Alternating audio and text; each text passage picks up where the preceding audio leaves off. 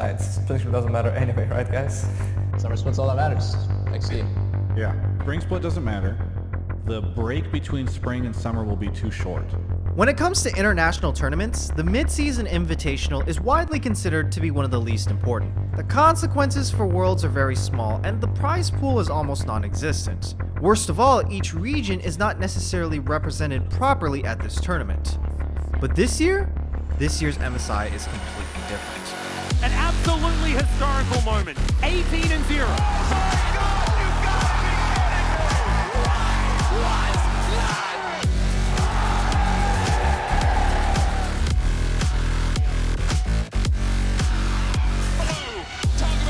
We're not just going to be getting the best teams from each region to attend, we're going to be seeing the best team in the history of League of Legends at this year's tournament. Faker was this god of solo queue who came in and he was instantly amazing. He never had a development process. He never had a period where like he was really bad at this area and he had a very limited champion pool. Faker was really one of the best players ever in his first season within the first few games of playing. I think that Faker is really something special. Even more special than Mad Life was at the time. Faker can pull his team back from unbelievably bad circumstances, and it's almost like with some of his skill shots he can see into the future. Doesn't even see him blast over, only sees Brown. Just guesses Jace might be here.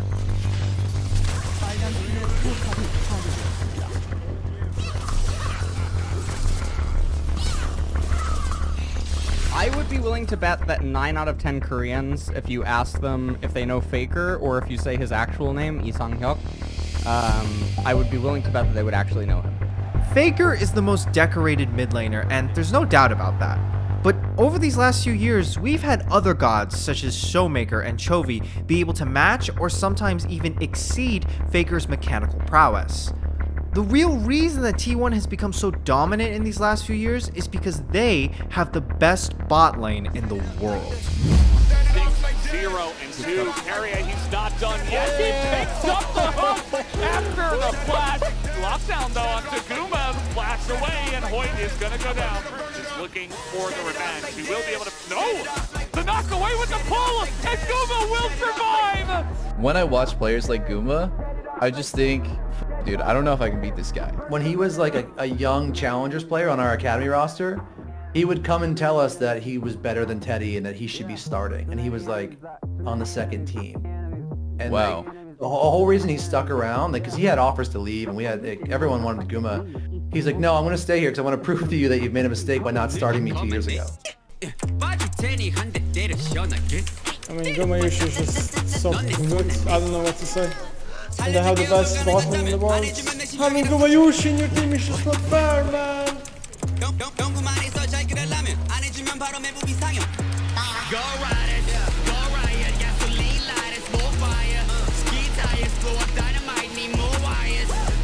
He's gonna get taken down, and now Faker's in for the cleanup. The rockets will land, and I have no idea in hell how T1 did that.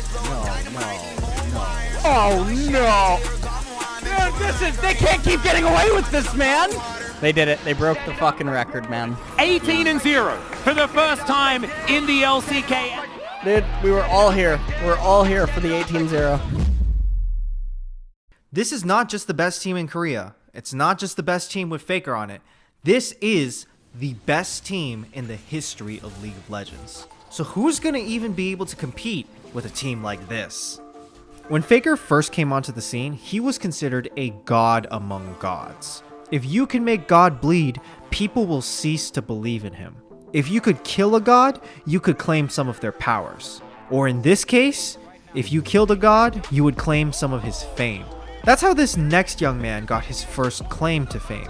He did it by killing Faker not once, not twice, but 3 times in a single MSI game. To go in with the chains first. He's got the red buff slow already. Faker's gonna have to burn flash at some point, but no, here comes Italy. Wants to bite into Blake. Alright, let's see, force a flash away. Blake chasing, but he still goes down. It's a blue buff to XiaoHu. Problem is this Graves here, tanky enough to jump away, deal enough damage at the same XiaoHu. There's no flash for Faker. Jumps on top of him, tries to outplay. He's out of mana.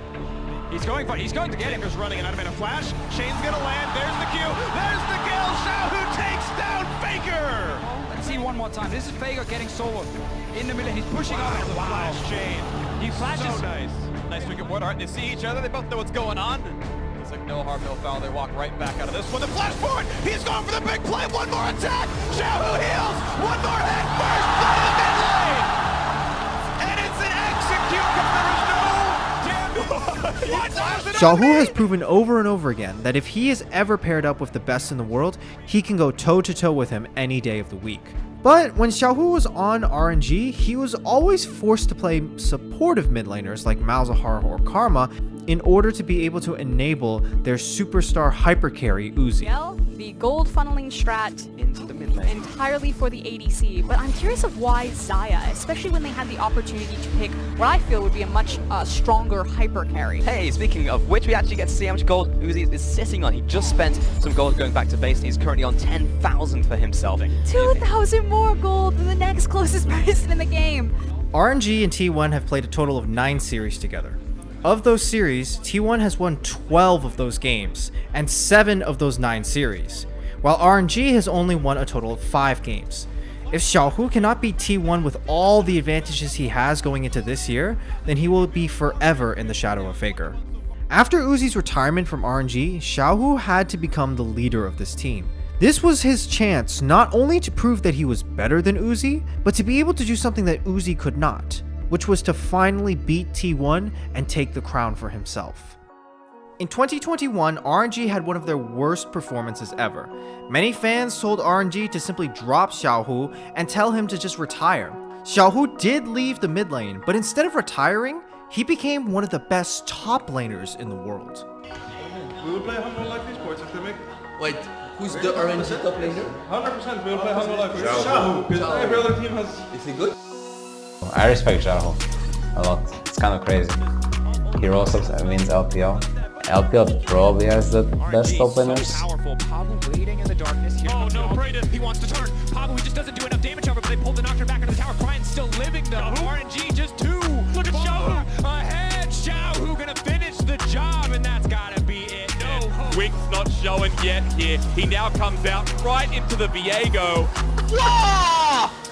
哎，元昊，怪力元昊，还有XiaoHu，哇，什么情况 Flashes in, full of time, good flash away from Ming. Wei is tanky. Lord Drinker, Lulu, gonna lose the GA, but Viper is down. Flandre might be next. XiaoHu finally brings a stopwatch, and all the teammates are down. It is just Flandre. After winning the LPL and dominating the summer split, many considered XiaoHu to be one of the best top laners in the world. At the end of 2021, RNG ended up not being able to secure a new mid laner, so XiaoHu was asked to return to his old lane. RNG is currently the defending MSI champions. China is the current defending world champions.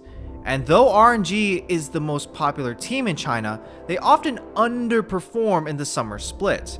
Fans usually call them the Spring Kings. XiaoHu means small tiger. 2022 is the year of the tiger, which is why everyone in China expects RNG to take MSI this year.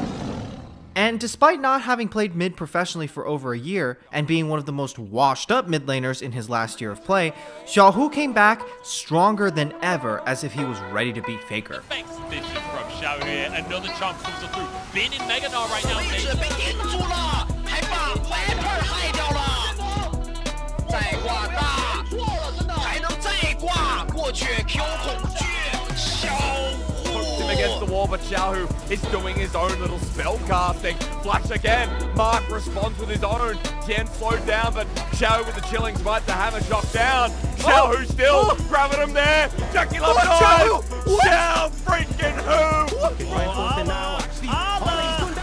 Why are you there, my friend? Why are you pushing him when he's still equipped and he's still healing? Oh, that healing was ridiculous. They still haven't taken him down. 小威直接变身。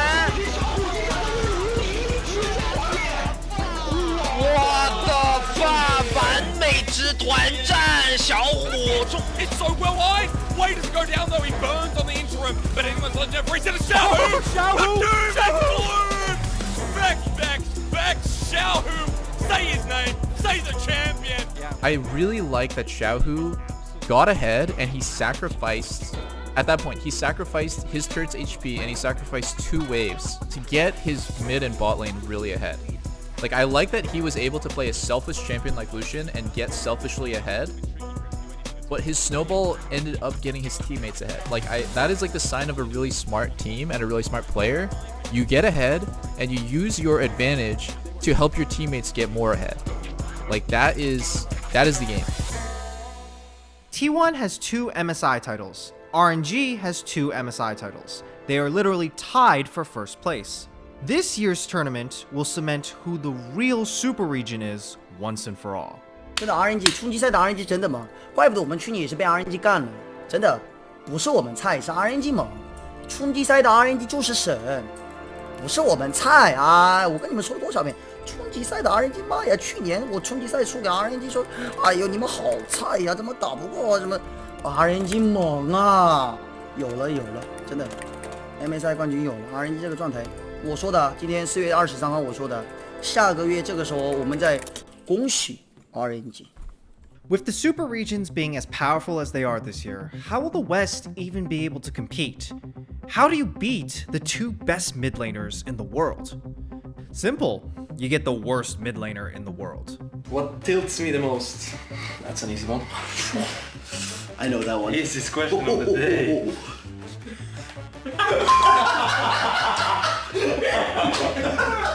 That's what we need. Snagger, right? Oh my god, the lag! The lag! I don't think we win this one. I need to always dodge caps. I always need to dodge caps. What the fuck is Caps doing, man? He's playing Kraken Slayer, Rush, Rageblade, Infinity Edge, Ari, and LeBlanc. And he's winning. People don't want him on your team. But you also don't want him on the enemy team. He's just one of those players that it's like, you fear having him and you fear playing against him because he doesn't give a f. A lot of players, they try hard, they're not going to do any risks. Caps, it just seems like he does not care if he wins or loses. He just cares about having fun. And this might sound really stupid, is you have to int to become good. Look at Caps as an example. You have to grief it to become good. So if the game is losing and you're down 5 kills to 1, and your lane is already hard because your laner has a kill, then you need to do something to save the game. So you have to go for just random hero plays. Even if Caps dies to Faker or XiaoHu, it won't matter. He's so used to getting killed, it won't even faze him. He's right in his element. The only time that T1 ever lost their chance to win an MSI title was when they lost to G2 in the semifinals. Historically speaking, G2 has the best chance to take Faker down. G2를 다시 만난다면 저희가 복수할 기회를 갖는 거라서 나쁘지 않을 것 같아요. G2를 만난. Mine, but I think if we were to face G2 again, we can have a revenge. So I think it's going to be fun to meet G2. So with all these amazing teams at Worlds, what about North America? What chance does the worst major region have against teams like this? They trade Nexus for the Baron, and that's going to get them the victory. This game came down to pride, but damn, it was exciting. One of the biggest issues that NA has had over these last few years is declining viewership. League is thriving everywhere except in North America. And one of the biggest reasons for that is imports. These teams are owned by billion-dollar corporations importing non-North American players to feed on the world stage while representing North America. Draven from Suning, and they take down Team Liquid. Even in minor regions like Brazil, though teams don't do well, fans are still very passionate and invested because they're still represented on that world stage. NA has overpaid foreigners representing us by running it down. But this year, things are a little bit different. Jojo is the youngest player to ever appear in a finals weekend. I think they do a great job at understanding the system that they have from LCS to amateur, where, you know, Danny came from. 3 votes for Team Liquid on the desk, 1 for Evil Geniuses. It's a bear, but you might get a team fight. He's gonna shoot. You're kidding me! Centauri fights early for number 1. Here comes kill number 2. Danny's in for number 3. Number 4, the king of Pentagon. Oh my God, you gotta be kidding me! Get out, Centauri! Get out, Bjergsen! What is a king to a god right now? Because Danny is about to rule the LCS, and he's the fastest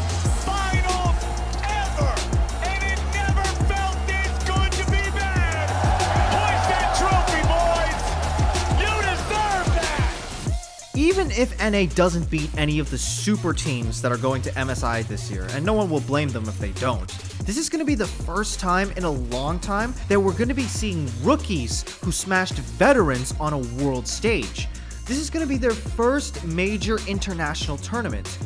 I really think we are going to 3-0 them, because I think they're not that good. As a North American fan, I don't expect EG to be able to beat any of the super teams, but I'm still going to be rooting for them, because I'm not being represented by someone who's just going to give some lame PR statement. I'm going to be represented by an overconfident, cocky, egotistical player just like me.